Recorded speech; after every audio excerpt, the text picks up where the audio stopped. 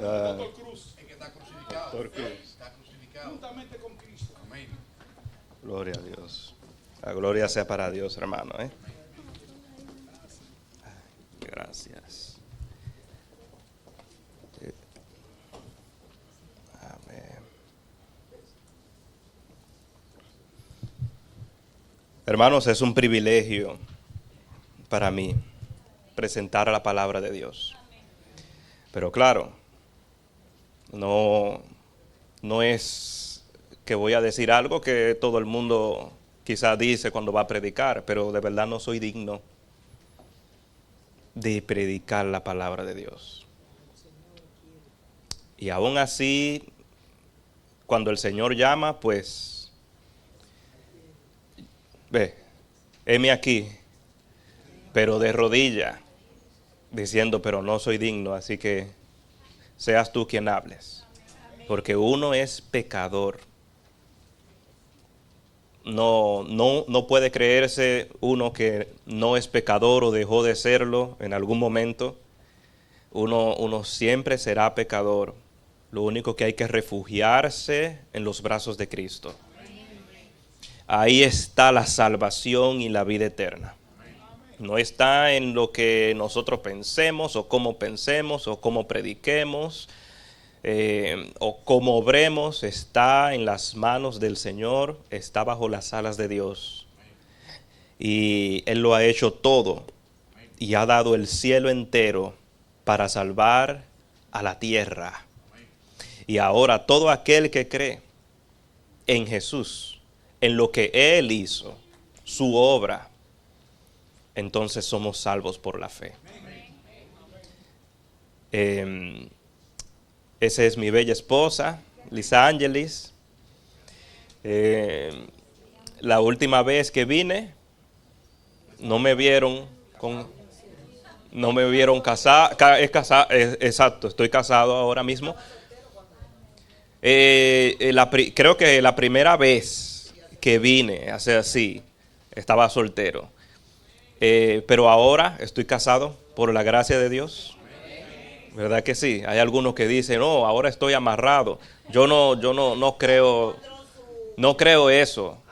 Mire, cuando dicen la otra mitad, ¿verdad? Es porque a uno le faltaba algo. Y Adán, él sintió la necesidad de una compañera, ¿verdad? Una ayuda idónea, ¿verdad? ¿Verdad que sí? Complemento.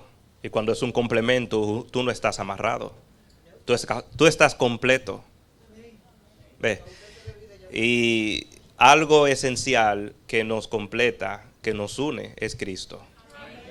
Si Cristo no estuviera en nuestro hogar, no realmente todo fuera de cabeza, ¿verdad? Cristo que gobierne nuestro hogar y que gobierne cada uno de sus hogares.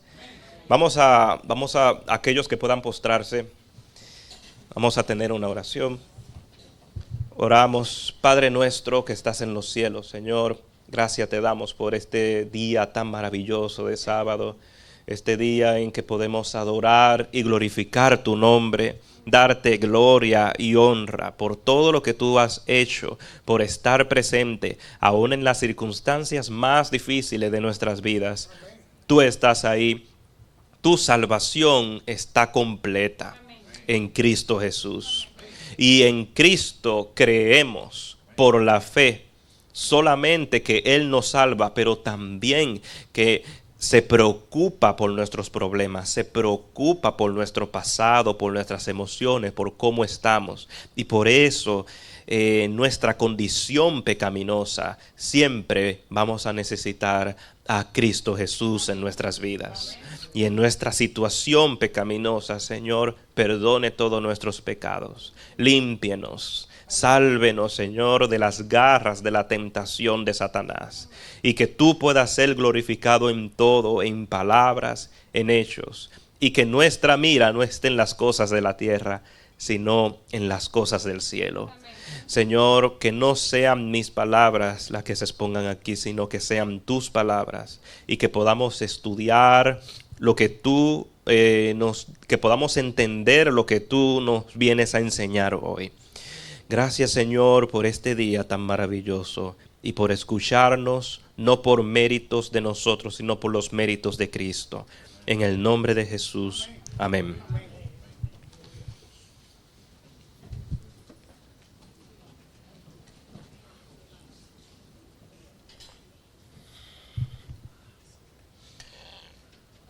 El pasaje no quiero pasarme ni con el tiempo. Así que también eso es mayordomía y tengo que respetar el tiempo acá. Vamos a ver. Sí, ya me están diciendo por acá, es como que vaya maratón.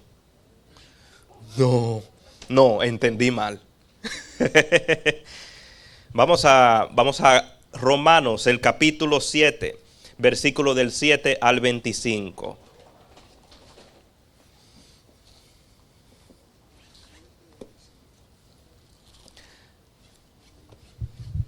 Ese será nuestro pasaje bíblico para poder entender qué es lo que Dios quiere decir a la iglesia de Morningside. ¿Qué es lo que Dios quiere transmitir? ¿Qué es lo que Dios quiere enseñar con este pasaje? Vamos a leer el Romanos capítulo 7, versículo 7 en adelante. ¿Qué diremos pues? ¿La ley es pecado? En ninguna manera. Pero yo no conocía el pecado sino por la ley, porque tampoco conociera la codicia si la ley no dijera, no codiciarás. Mas el pecado, tomando ocasión por el mandamiento, produjo en mí toda codicia, porque sin la ley el pecado está muerto. Y yo sin la ley vivía en un tiempo, pero venido el mandamiento, el pecado revivió y yo morí. Y hallé que el mismo mandamiento que era para vida, a mí me resultó para muerte. Porque el pecado, tomando ocasión por el mandamiento, me engañó y por él me mató. De manera que la ley a la verdad es santa, el mandamiento santo, justo y bueno. Luego lo que es bueno vino a ser muerte para mí, en ninguna manera, sino que el pecado, para mostrarse pecado, produjo en mí la muerte por medio de lo que es bueno, a fin de que por el mandamiento el pecado llegase a ser sobremanera pecaminoso. Porque sabemos que la ley es espiritual, mas yo soy carnal, vendido al pecado. Porque lo que hago no lo entiendo, pues no hago lo que quiero, sino lo que aborrezco, eso hago. Y si lo que no quiero, esto hago, apruebo que la ley es buena. De manera que ya no soy yo quien hace aquello, sino el pecado que mora en mí. Y yo sé que en mí, esto es, en mi carne, no mora el bien. Porque el querer el bien está en mí, pero no el hacerlo. Porque no hago el bien que quiero, sino el mal que no quiero, eso hago. Y si hago lo que no quiero, ya no lo hago yo, sino el pecado que mora en mí. Así que queriendo yo hacer el bien, hallo esta ley, que el mal está en mí.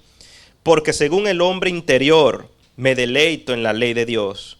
Pero veo otra ley en mis miembros que se rebela contra la ley de mi mente, y me lleva cautivo a la ley del pecado, que está en mis miembros. Miserable de mí, ¿quién me librará de este cuerpo de muerte? Gracias doy a Dios por Jesucristo, Señor nuestro. Así que yo mismo con la mente sirvo a la ley de Dios, mas con la carne a la ley del pecado. Este es el pasaje de estudio yo sé, algunas personas que han estudiado este pasaje saben que, dicen que es uno de los pasajes más difíciles que tiene la Biblia, por la divergencia de debates teológicos, estudiosos bíblicos. Vamos a indagar en lo que Dios nos quiere mostrar, porque en realidad, claro, hay que leer bien el pasaje, hay que leerlo varias veces, pero no es imposible que usted no lo entienda. El hecho de que sea Romanos no quiere decir que es solamente para los teólogos. Se hizo para la iglesia. Usted lo entiende. yo lo entiendo. No voy a decir fácil, pero quiero decir que si usted se pone en la mano de Dios, será fácil. Yo sé que es difícil decir la palabra fácil, porque algunas, pero yo no entiendo esto. No, entienda todo el panorama. Usted lo puede entender y no necesita ir a una escuela de teología para poder entender esta preciosa verdad del Evangelio, que está acá, esta relación entre la ley de Dios y el Evangelio. ¿Verdad? ¿Qué es lo que Dios nos quiere decir en este pasaje?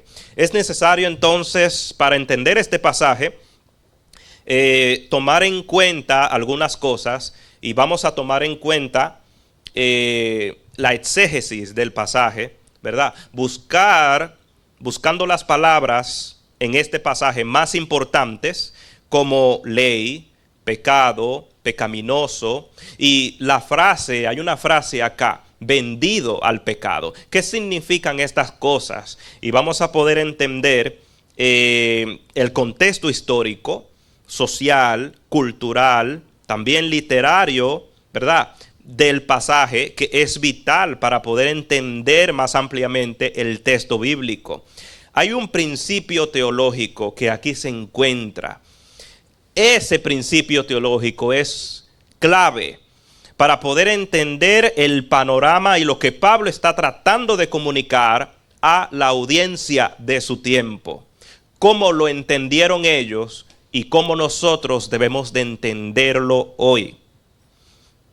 Es importante que los cristianos, ¿verdad?, del siglo XXI puedan agarrar este principio teológico que Dios está enseñando acá y lo apliquen en sus vidas. El principio teológico, y aquí lo tengo, acá el apóstol Pablo, vindicando la ley de Dios y vindicando la ley de Dios contra una acusación, contra la acusación de que es pecaminosa en sí misma. Sin embargo, la ley ha sido utilizada como una fuerza negativa contra la carne pecaminosa, para despertar de alguna forma o incitar, ¿verdad?, el aumento del pecado en el ser humano y a través de la historia de la salvación. Es importante que podamos entender esto. La ley no es negativa, pero para la carne pecaminosa sí lo es. Incitar y despertar el pecado no es que Dios está dándote pecado o está aumentando el pecado en ti, sino que está despertando tus sentidos para que tú te puedas dar cuenta de que tú eres un pecador. Eso es todo. El contexto histórico y social es fundamental para entender la carta de los Romanos. ¿Quién escribió la carta a los Romanos? Romanos, el capítulo 16, versículo 22, dice que fue Tercio quien escribió la carta a los Romanos. Romanos capítulo 16, versículo 22. Pero ¿quién fue el inspirado por Dios? Fue Pablo. Inspiración del Espíritu Santo. Así que la carta de Romanos se escribió aproximadamente en el año 57. En ese siglo, el emperador romano César era considerado por muchos ciudadanos romanos como un dios o como alguien divino, ¿verdad que sí?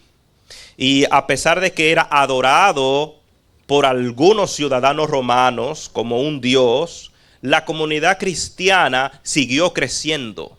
Pero ¿en qué condición siguió creciendo la comunidad cristiana? En una condición de persecución, de opresión. También hubo asesinatos por las autoridades romanas. Y cuando Pablo comenzó a predicar, las autoridades romanas estaban protegiendo a Pablo en un sentido, ¿verdad? De algunos líderes judíos en varias ciudades. Y lo puede ver en Corinto, donde las autoridades romanas protegían a Pablo. Hechos capítulo 18, versículo del 12 al 17. En Jerusalén, Hechos 21 del 27 al 40. Y en Roma, Hechos del 28 del 17 al 20. Algunos eruditos dicen que Pablo recibió protección no tanto porque era para protegerlo de los líderes judíos, pero porque era ciudadano romano. Y tenemos que ver que el que fue inspirado por Dios a la carta a los romanos fue Pablo. Encontramos cierta situación moral en el tiempo en que se escribió la carta a los romanos. En el versículo 29 al 31 del capítulo 1 de Romanos capítulo 1, versículos del 29 al 31, Pablo declaró: estando atestados de toda injusticia, de fornicación, perversidad, avaricia, maldad, llenos de envidia, homicidios, contiendas, engaños, malignidades, siendo murmuradores, detractores, aborrecedores de Dios, injuriosos, soberbios, altivos, inventores de males, desobedientes a los padres, necios, desleales, sin afecto natural, implacables, sin misericordia. A pesar de estos problemas sociales en lo que se escribió la epístola, la misión de Pablo no cambió. No cambió. Siguió predicando acerca de la justicia de Dios en muchos lugares, incluyendo en España. Y eso está en Romanos capítulo 15, versículo 24. Algunos contextos culturales que pueden ayudarnos a entender mejor la carta a los romanos. Muchas personas tenían en su tiempo un enfoque politeísta, adoración de dos o más dioses, en comparación con el monoteísta, adoración a un solo Dios, ¿verdad que sí? Es lo que Pablo estaba predicando también, adoración solamente a un solo Dios. Pero de acuerdo a Romanos 1, del 22 al 23, Pablo declaró que ellos, muchos de ellos, algunos politeístas, otros filósofos, se creían sabios, afirmaban ser sabios, refiriéndose a que los romanos estaban expuestos a estas filosofías griegas de Aristóteles, de Plato, de Sócrates. Con estas filosofías, algunas personas comenzaron a sentirse más sabias, pero en realidad no eran suficientemente sabias porque no estaban aceptando a Cristo Jesús.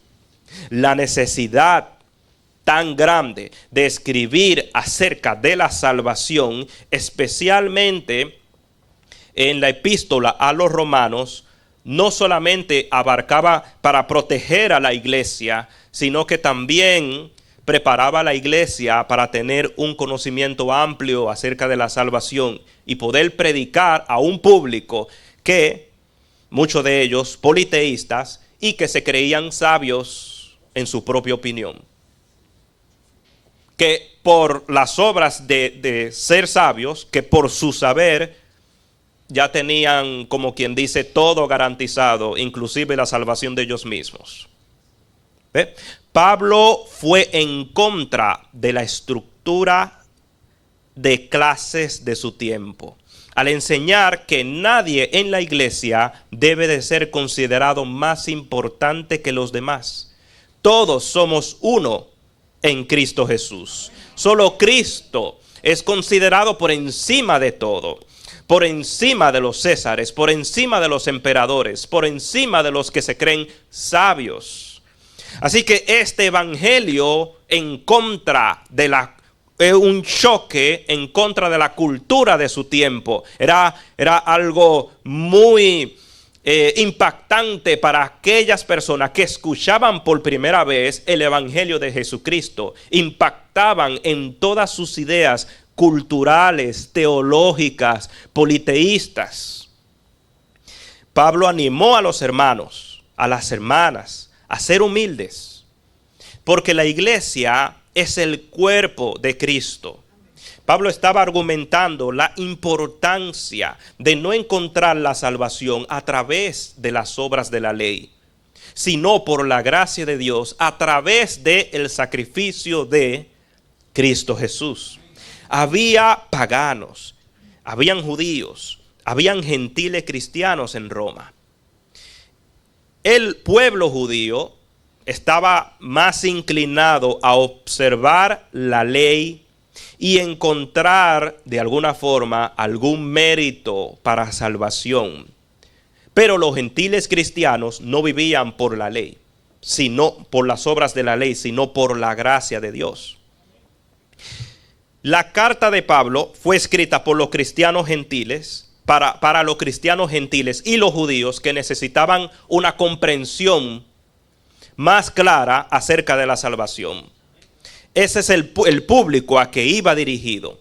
Tenía que tener un conocimiento específico. No era para cualquier persona. No era para los paganos. La carta era para aquellas personas que tenían algún conocimiento de justificación, santificación, de salvación, ¿verdad?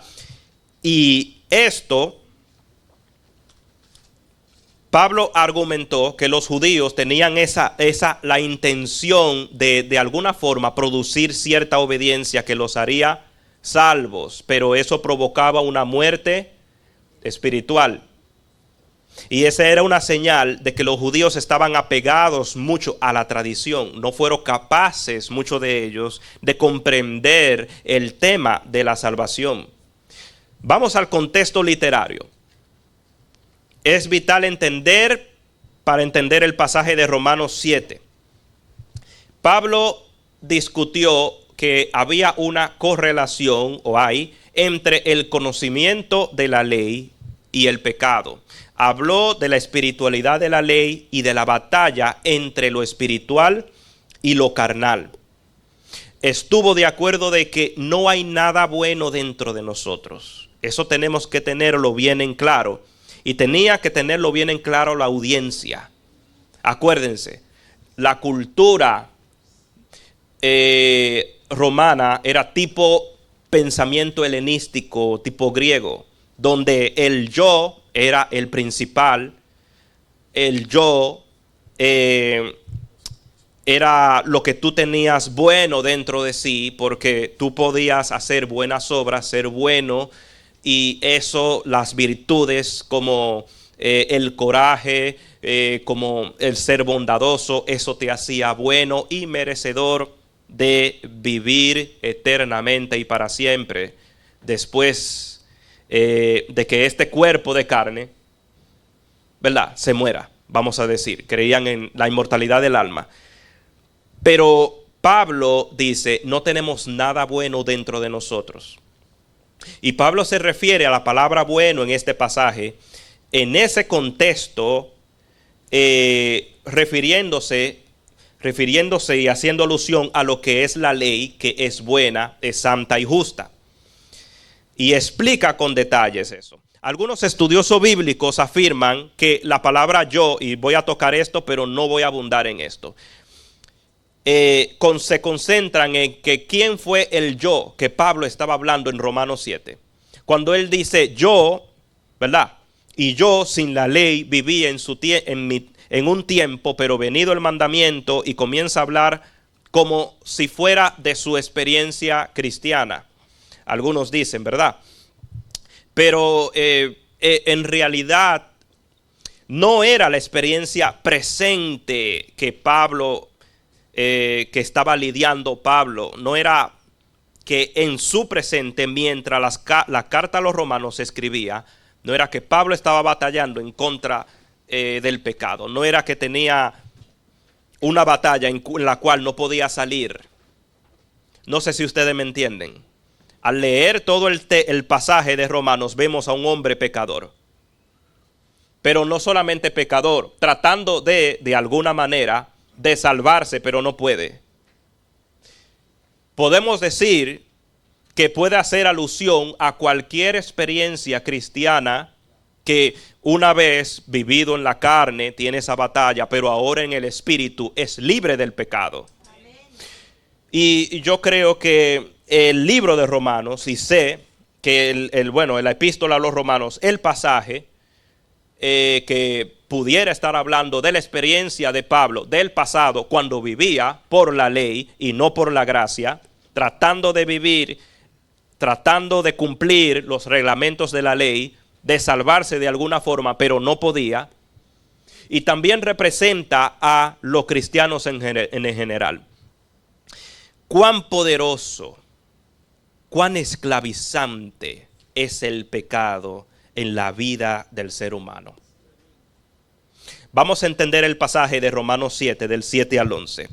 Vamos a tratar sobre el conocimiento de la ley y el resurgimiento del pecado. En el versículo 7, vamos a leer: ¿qué diremos pues?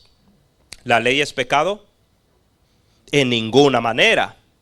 Pero yo no conocí el pecado sino por la ley, porque tampoco conociera la codicia si la ley no dijera: no codiciarás.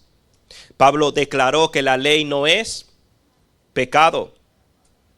El conocimiento del pecado viene por la ley, está claro. La palabra ley en el idioma griego, en el versículo 7, es una palabra llamada nomos, que está es un sustantivo, ¿verdad? Es un sustantivo singular, refiriéndose a esta ley, nomos. La misma palabra que se usa en todo este pasaje, ¿verdad? El léxico griego, y vamos a ver, declara que Pablo se refería acá a la ley mosaica en Romanos capítulo 7, versículo 7, ¿verdad? En otras palabras, en algunas partes de la epístola a los romanos se refiere en una parte a la ley ceremonial, pero en esta parte en específico del pasaje que estamos estudiando, es la ley como un espejo, es la ley que me muestra, es la ley moral, es la ley de Dios. Pablo también utiliza la palabra pecado, y la palabra pecado en griego es amartía, en el versículo 7. Ahora, es muy imprescindible porque esta palabra amartía, que es un sustantivo, ¿verdad? Y es singular, debido a que la palabra pecado se refiere a un sustantivo singular en el idioma original. Pablo podría estar refiriéndose a pecado, pero en forma general, no específicamente a algún pecado en definición, sino en forma general. Aunque se mencione la palabra codicia, que es pecado, pero cuando habla de pecado en este pasaje lo hace en una forma global, ¿verdad? Y es muy bien entender esto, porque en el versículo 8, para poder entender el versículo 8, tenemos que entender el versículo 7. En el versículo 8 leemos: mas el pecado, tomando ocasión por el mandamiento, produjo en mí toda codicia, porque sin la ley el pecado está ¿qué? El pecado está muerto. Así que dejó claro el apóstol Pablo que si no hay ley, no hay manera de poder conocer el pecado. ¿Verdad que sí? Vamos a ir al versículo 9. Y yo sin la ley vivía en un tiempo, pero venido el mandamiento, el pecado revivió y yo morí. El mandamiento hizo que el pecado fuera revivido en nuestra carne, ¿verdad? Vamos, exacto. Ahí se entiende. Vamos a ir a los demás versículos. Versículo 10 al 11. Y hallé que el mismo mandamiento que era para vida, a mí me resultó para muerte. Porque el pecado, tomando ocasión por el mandamiento, me engañó. Y por él, ¿qué hizo? Me mató. El versículo del 7 al 11 mencionan dos ideas principales. Primero, el conocimiento de la ley y cuando resurge el pecado. El resurgimiento del pecado, lo que conduce a Pablo a decir, yo morí. O en algunas versiones que dice, la muerte para mí produjo. En los versículos del 12 al 13 podemos leer, de manera que la ley a la verdad es santa, gloria a Dios, el mandamiento santo, justo y bueno. Luego lo que es bueno vino a ser muerte para mí, en ninguna manera.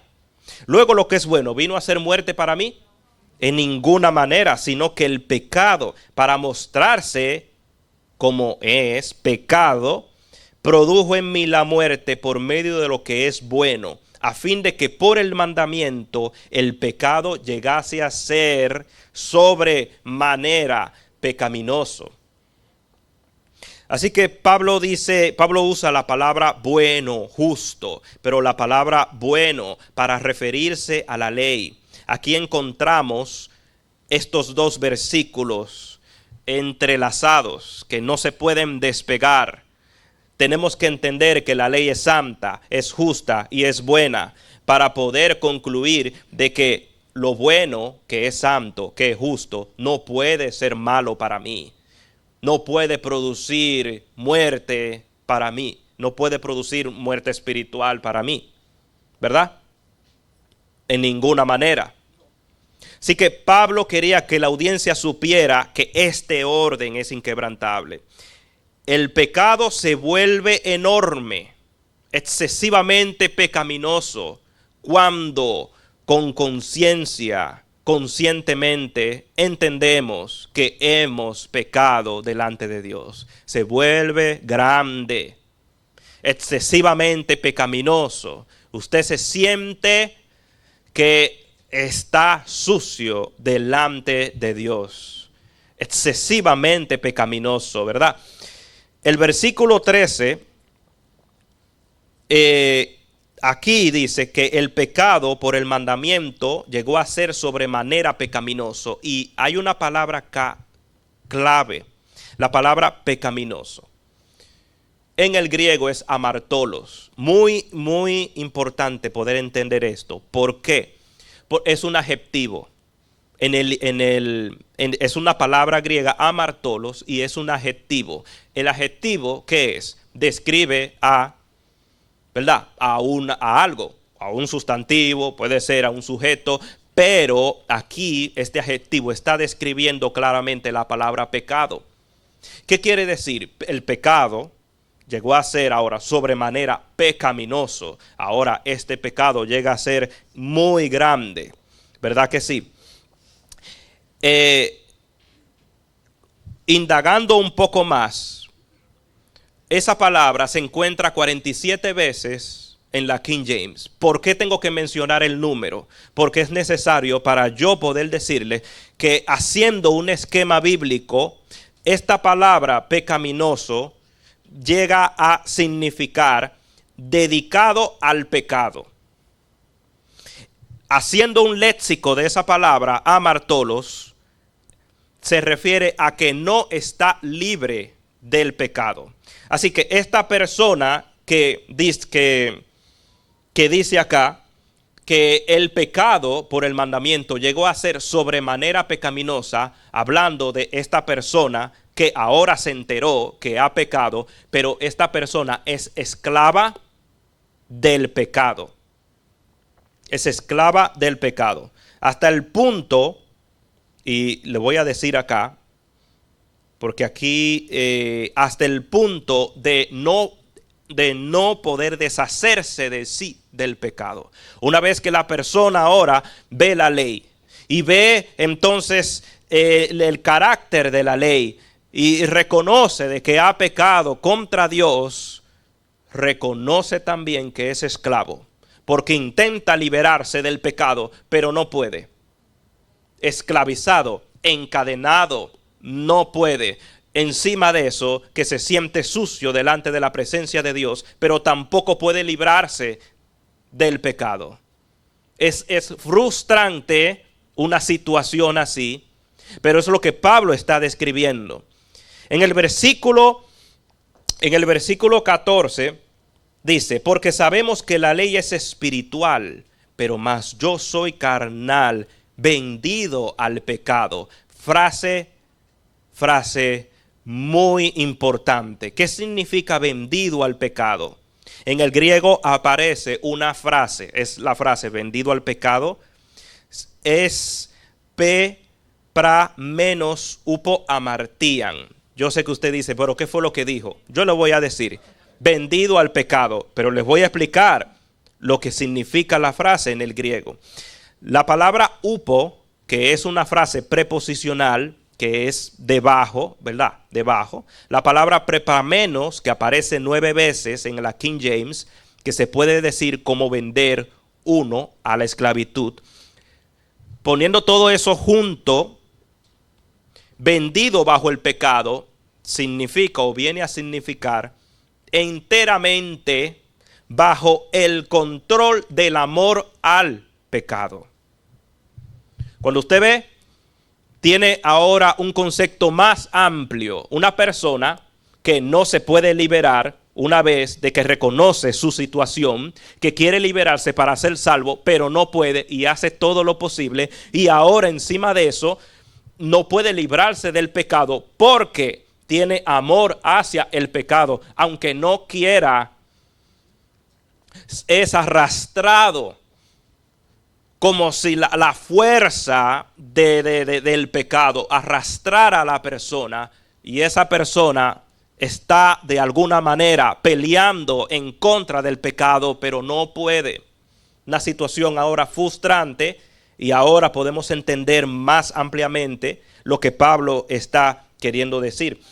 En el versículo del 15 al 22 nos muestra una batalla entre lo espiritual y lo carnal, entre la ley y la carne, ¿verdad? El versículo 23, Pablo demuestra que hay 2 leyes, la ley de la mente y la ley del pecado.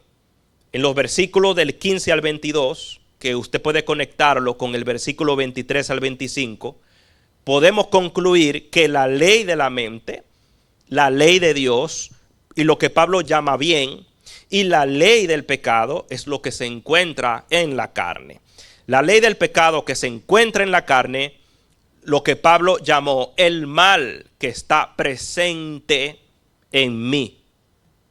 La ley del pecado no hace, la ley del pecado trata de engañar al que está tratando de desligarse del pecado.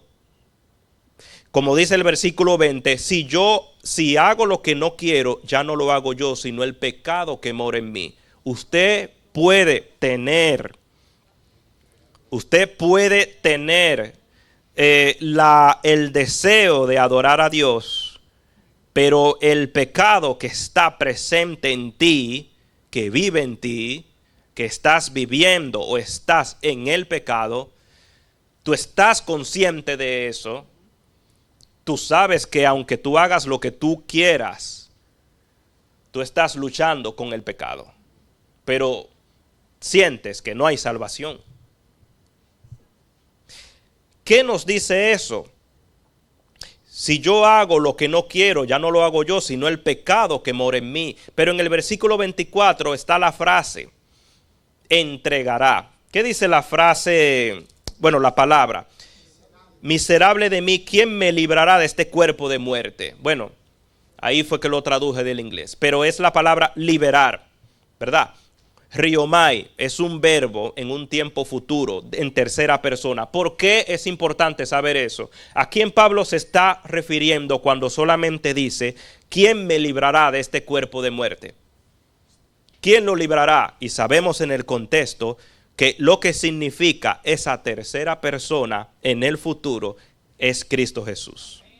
Cristo Jesús es el único que puede liberar al pecador de las ataduras del pecado. Ahora, Pablo se está refiriendo a algo más que solamente liberación del pecado, porque Cristo te puede liberar ahora, Él te libera ahora, pero se está refiriendo a algo futuro. ¿Quién me librará de este cuerpo? Es muy diferente. Dios me perdona. Si voy a Él, Dios rompe las ataduras del pecado. Pero ¿y el cuerpo de muerte? Y el cuerpo pecaminoso, que es el que está ahí para tentarte, que está ahí para decirte. Es como la ley del pecado, los mandamientos, la ley de Dios. La ley de Dios tiene mandatos. La ley del pecado tiene mandatos. Está en nuestra carne. Todo lo contrario a la ley de Dios. Si la ley de Dios dice, no codiciarás, la ley del pecado dice, es bueno codiciar. Si la ley de Dios dice, no hagas daño a tu prójimo, la ley del pecado dice, no importa, él te hizo mal, ahora tú tienes que hacerle mal. Engaño, la ley del pecado, la que me impulsa todas esas tentaciones, todas esas concupiscencias que salen de uno. Uno no es bueno en sí, solo Cristo es bueno. ¿Cómo los cristianos de hoy deben de vivir este principio teológico? El principio teológico de la ley, la vindicación de la ley. Que la ley es una fuerza negativa contra la carne pecaminosa de uno. Y lo más importante, la relación, entender entre la ley y el evangelio. Una vez de que la ley me muestra mi pecado, me hace sentir algo. Los cristianos, ¿qué es ese algo que me hace sentir? Los cristianos de hoy deben de vivir este principio bíblico. Es considerada la ley una herramienta en contra de nuestra naturaleza pecaminosa. Y debemos de vivir la ley de Dios. Debemos de observar la ley de Dios para reconocer nuestras transgresiones, para sentir una necesidad. ¿Y cuál es la necesidad? ¿Y cuál es la esperanza? ¿Y cuál es la solución de que habló Pablo? Aunque no mencionó, miserable de mí, me librará Cristo, pero solamente con una palabra podemos darnos cuenta que la salvación es Cristo Jesús. La necesidad de ir a Cristo por la fe. Y hoy en día muchos de nosotros buscamos refugio, buscamos las palabras de Pablo, a veces las malinterpretamos. Decimos que o pensamos que podemos vivir en la carne con nuestros malos frutos, mientras al mismo tiempo disfrutamos de la gracia de Dios. Que quizás un mal concepto de que podemos vivir en pecado, sabemos cuál es el pecado, y al mismo tiempo vivir bajo la salvación de Dios. Podrían pensar que Dios entiende que la lucha contra el pecado es un viaje, es un viaje difícil, pero es algo que le llaman en inglés un journey. Y que pueden ser salvos mientras caminan en la carne. Esta es la razón por la cual Pablo vindica la ley contra el deseo de la carne. Y explicar el papel de la ley acá es fundamental. Otros cristianos podrían decir que tratar de hacer obras buenas, de cumplir con los reglamentos de Dios en su palabra, cumplir con sus demandas, puede de alguna forma asegurarnos la salvación. Debemos de entender que la ley no salva a nadie, que lo que tú hagas no te salva en el sentido de hacer obras para de alguna forma Dios que me pueda entender lo difícil que yo estoy pasando con esto del pecado. Algunos dicen que la ley y el evangelio no tienen una relación, que son separables, pero eso abre puertas para concluir que la ley está abolida. El comentario bíblico adventista a la carta a los romanos nos dice estos versículos también sirven para aclarar la relación entre la ley y el evangelio. La función permanente de los mandamientos es revelar la norma de justicia, convencer de pecado, mostrar la necesidad de un Salvador. Si no hubiera ley para convencer de pecado, el evangelio sería impotente, pues a menos que el pecador esté convencido de su pecado, no sentirá la necesidad de arrepentirse y de tener fe en Cristo.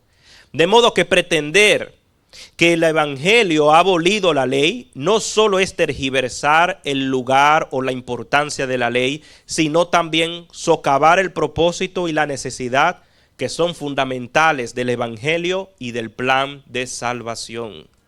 Así que la ley y el evangelio no se pueden separar. Separa usted la ley y el evangelio, la ley me condena, ¿y quién me va a salvar? Separa, simplemente la ley está abolida, solamente la salvación, pero no siento, ¿quién me está mostrando mi pecado? Inseparables, ley y evangelio van unidos. Van unidos. Los cristianos, en conclusión, deben de vivir el principio teológico no por sus propios esfuerzos. Algunos estudiosos bíblicos dicen que este pasaje no es una descripción, no es el enfoque de un hombre nuevo en Cristo o un hombre viejo con vida pasada, sino una descripción de un hombre pecador que está tratando de vivir una vida correcta, pero lo hace con sus propios esfuerzos, confiando en su propio poder humano. El poder divino, ahí en ese caso, está siendo rechazado. Bueno, Dios, como ya tú me salvaste y ya fui bautizado, ahora déjame a mí yo trabajar para mi salvación, para que tú veas que yo lo hago bien, que yo te sirvo bien. Pero, hermanos, no es posible. Romanos 7:25, un estudioso bíblico miró un punto de vista. Hay una palabra que está en ese versículo. 7:25, gracias doy a Dios por Jesucristo Señor nuestro, así que yo mismo con la mente sirvo a la ley de Dios, mas con la carne a la ley del pecado. La frase yo mismo, que significa, puede ser interpretada como, bueno, es ego eimi, yo mismo, como yo mismo, exacto. Ahora, puede ser interpretada como dejar a Dios afuera. Confiar en tus propios recursos. Yo mismo con la mente sirvo a la ley de Dios, mas con la carne a la ley del pecado. Esto no es algo bueno. No es algo bueno. Con mi yo mismo, con mi misma persona y mis propios esfuerzos, sirvo a la ley de Dios, mas con la carne a la ley del pecado, ¿en dónde soy salvo?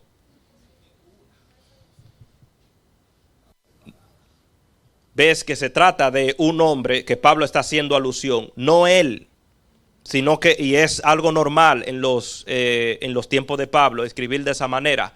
No era Pablo, era como yo le digo a ustedes, si yo digo, bueno, si yo voy por la calle y me encuentro con mi prójimo y entonces le digo tal cosa, no soy yo, no es que me está pasando a mí, estoy dando un ejemplo, para que la iglesia se sienta familiarizada, se ponga en esos zapatos y diga, yo entiendo tu situación. Yo en el pasado estaba de esa manera. Y la condición de la iglesia hoy en día es la misma. Es la misma. La única manera es Cristo Jesús.